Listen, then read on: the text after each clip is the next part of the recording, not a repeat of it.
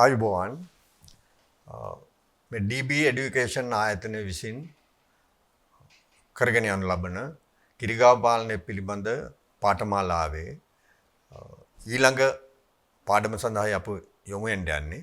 මොකද මේකේ ඊටාම වැදගත් මෙහිදී අපිට පෙනී යයි මේ ලංකාවේ කිරි නිෂ්පාදන අවශ්‍යතාවය කොච්චරද, මේකේ හිඟපාඩුව මොකක්ද, ඒ සම්බන්ධයෙන් ගත යුතු පියවරවල් මොනවද කියන එක. මේක අරමුණු කරගෙන තමයි දෙවෙනි පාඩම අපි සකස් කරලා තියෙන්නේ.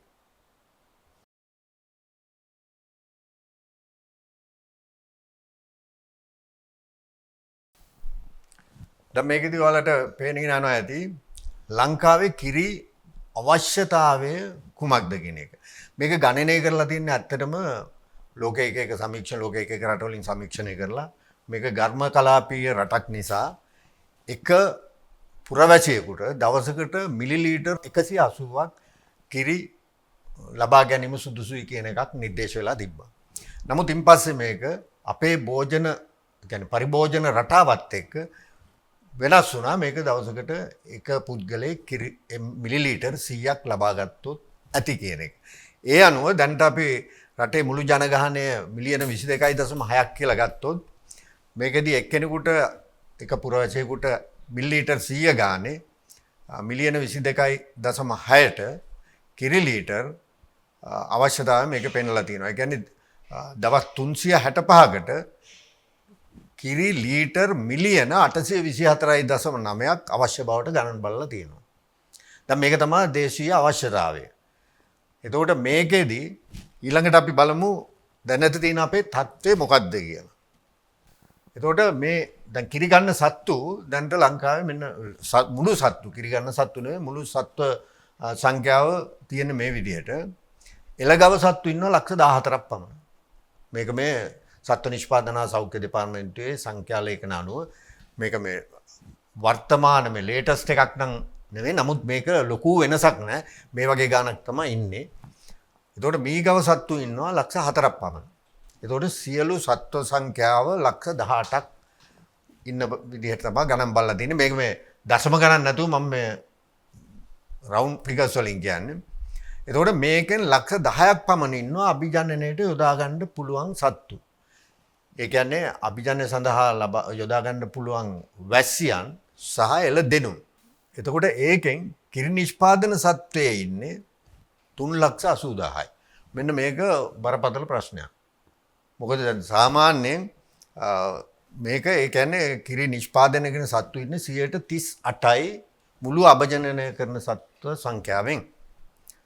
එතකොට මේක යුරෝපීය ගව වර්ගවල නම් මේක 80ක් හැටියට සලකනවා. 80ක්වත් ඉන්න ඕනේ. මොකද එළදෙනුන් 100ක් හිටියොත් හැම වෙලේම 80කවත් කිරි ගන්න ඕන. එහෙම නැත්නම් අර නිෂ්පාදනය නැතුව නිකන් කකා බිබී ඉන්න සත්තු ගන්න වැඩි වුණොත් මේක ව්‍යාපාරයක් හැටියට කරගෙන යන්න බෑ.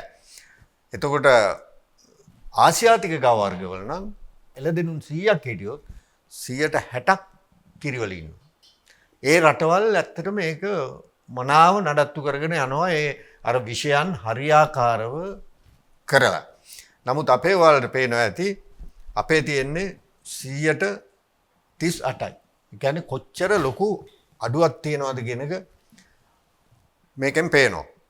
ඒ කියන්නේ ඒක ඊටාම පහළ මට්ටමක් මේ 138 කියන්නේ.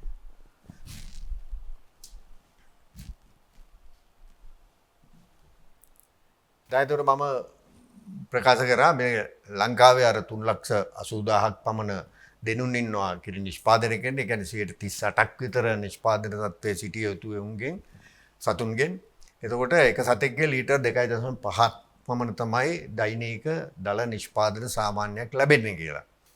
නමුත් ලෝකයේ ගත්තාම යුරෝපීය රටවල ලීටර් 80-100 දෙන සතුන් ඉන්නවා දෛනිකව නිෂ්පාදනය කරන. එම රටවල 85ක් විතර දෙනුන් කිරි නිෂ්පාදන තත්ත්වයේ ඉන්නවා. ඒ වගේම ආසියාතික රටවල් ඉන්දියාව වගේ රටවල් ගත්තාම ලීටර් 20ක විතර නිෂ්පාදනයක් දෙන සතුන් ඉන්නවා.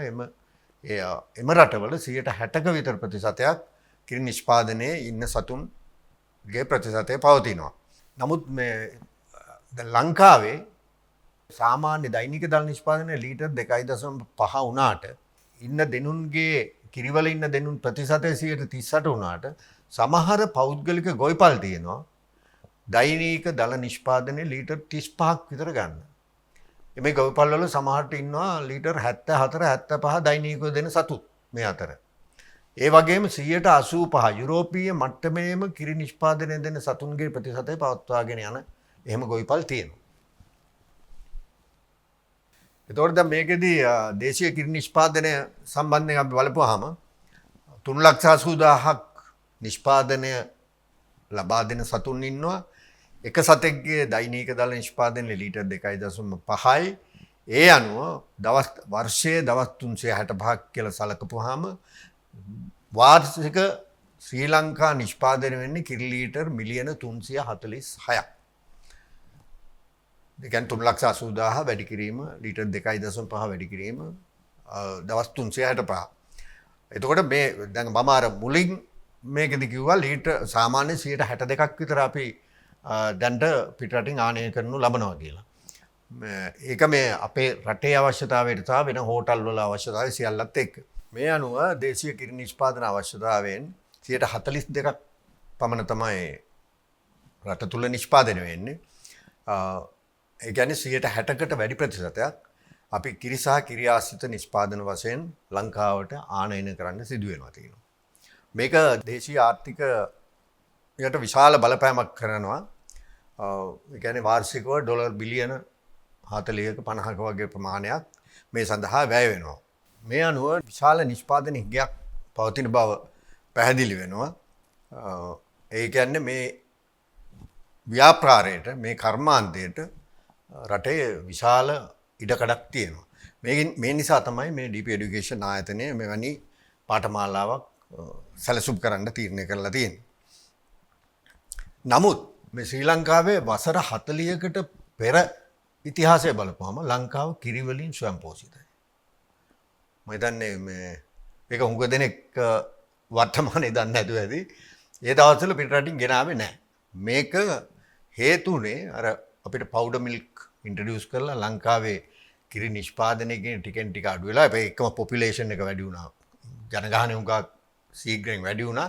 ඒත් එක්ක ජනගහනය වැඩි වෙන එකට සාපේක්ෂව කිරි නිෂ්පාදනය වැඩි කර ගැනීමේ ක්‍රමවේදයක් හරියට මං හිතන්නේ නොතිබුණ නිසා තමයි මේ තත්ත්වයට පත් වෙලා තියෙන්නේ.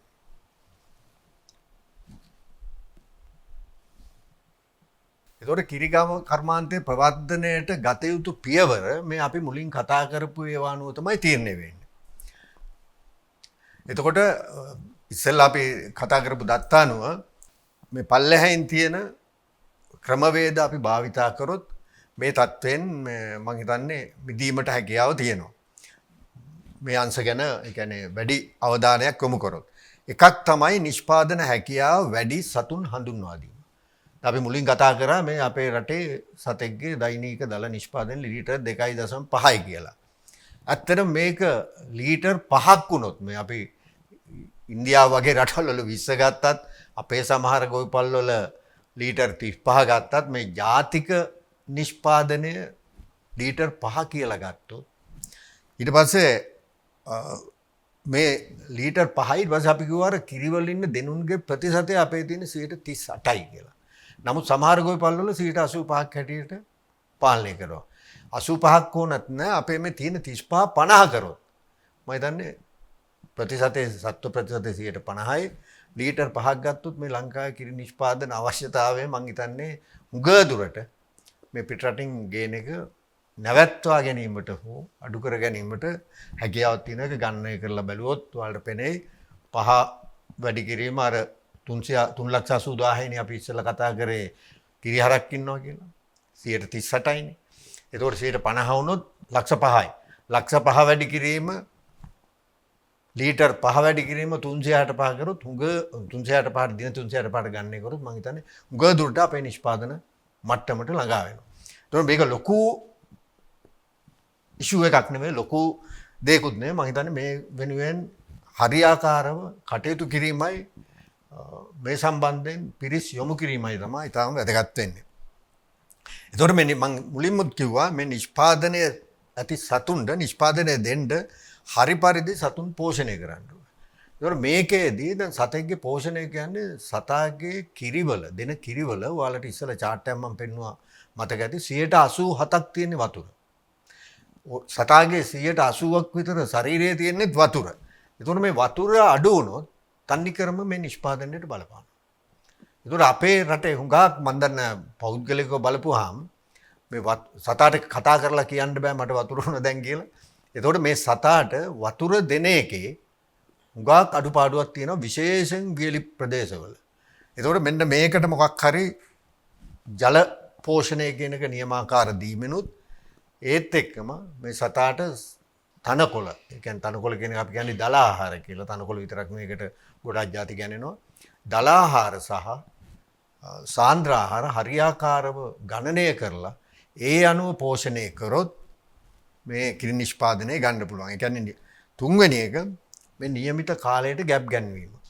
ඒ කියන්නේ දැන් මේකෙත් අපි කිව්වා 38ක් කිරිවල ඉන්න සතුන් ඉන්නේ මේ ගැප් ගැන්වීමේ ප්‍රමාව මත.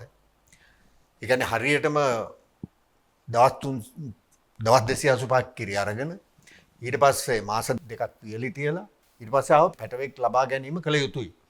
ඒතකොට මේක කරන්න නම් දැන් පැටියෙක් ගහලා මාස 3ක් ඇතුළත මේ සතා ආපහු ගැප් ගන්නවා ගන්න ඕනේ. මෙන්න ඒතකොට එහෙම ගැප් ගන්නවා ගත්තොත් තමයි අවුරුද්දකට පැටියෙක් ලැබෙන්නේ නියම විදිහට අවුරුදු පතා කිරිමුරයක් ලබා ගන්න පුළුවන් වෙන්නේ. එතකොට මේක කරන්න නම් නියමිත කාලයට ගැප් ගැන්වීම සිදු විය යුතුයි. මෙන්න මේ තුන හරියාකාරව නොවීම නිසා තමයි මූලිකව මේ ලංකාවේ කිරි නිෂ්පාදනයට බලපාලා තියෙන්නේ.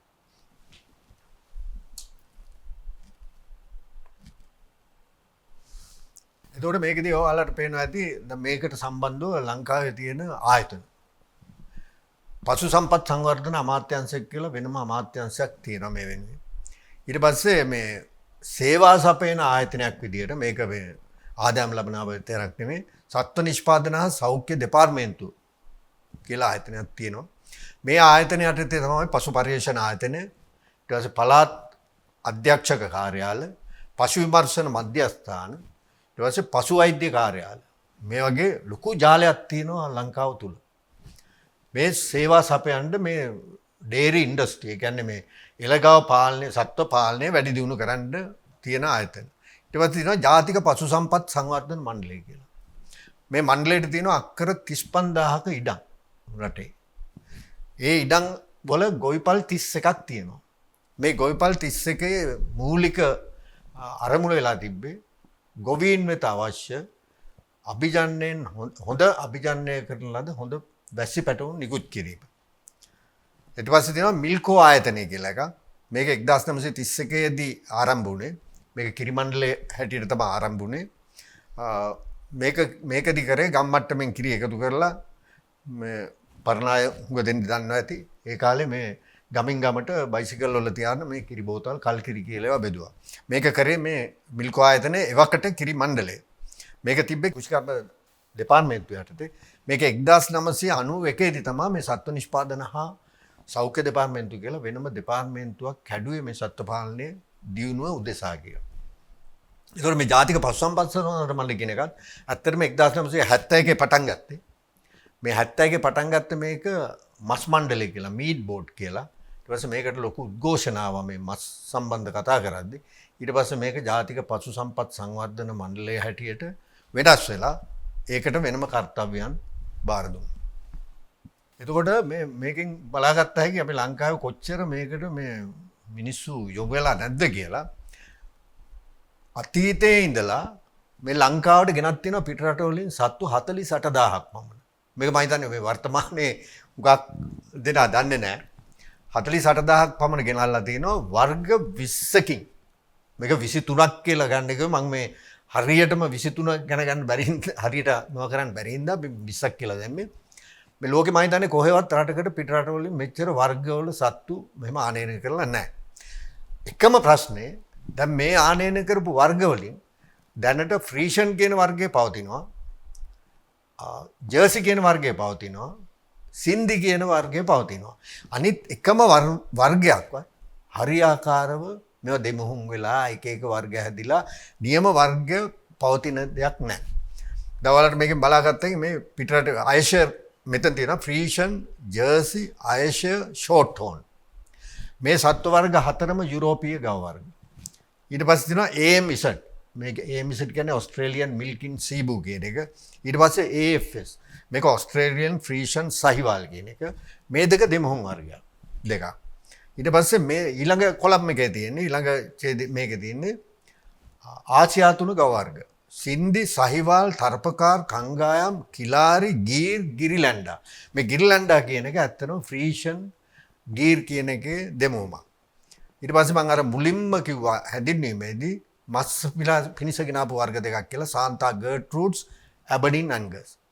ඊට පස්සේ එහා කොනේම ඡේදයේ තියෙනවා මීගා වර්ග මුලින්ම ගෙනාවේ සූර්ති, ඊට පස්සේ මූරා, ඊට පස්සේ නිල්ලිරා.